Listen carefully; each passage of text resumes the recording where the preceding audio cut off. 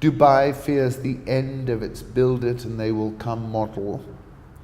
The shimmering palace residences apartment blocks will look out through palm trees across Calm Creek waters, lapping in from the Gulf towards what developers boast will be the world's tallest structure. The futuristic rocket-shaped Dubai Creek Tower will be a notch higher than the Burj Khalifa, the current holder of that title, just down the road.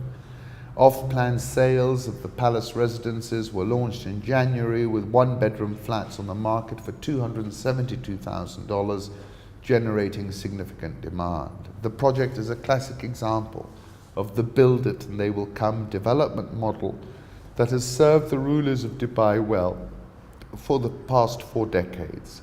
Carve out a space in the desert or on land reclaimed from the sea, build bigger and better luxury residences, offer top-class amenities, and sit back as wealthy expatriates snap them up.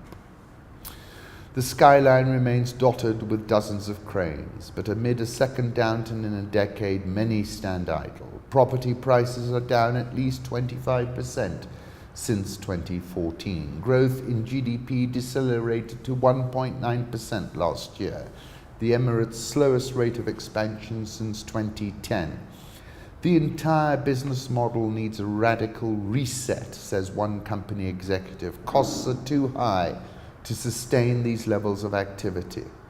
Some business people question how much the government is listening. It's like we're talking a different language, says one person who attended. We talk about long-term investment and growth. They can't see beyond the security risks. Saying that they've had a problem before.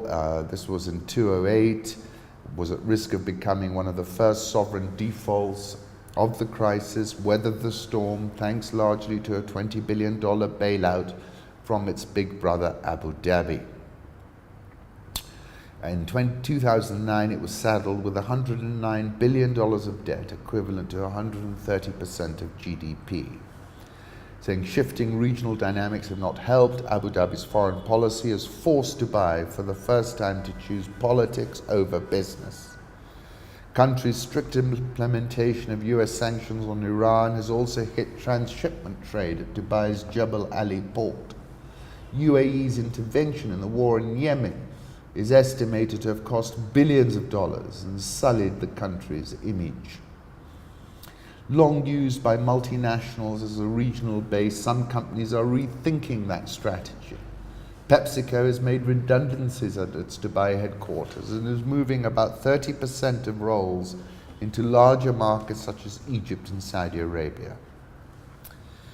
Another chap, I'm going to China. This place is dead. It's okay if you want to retire here, but I have another decade ahead of me. 24th of February 2014, I wrote that Dubai is the real transit state, a connection point in an interconnected century.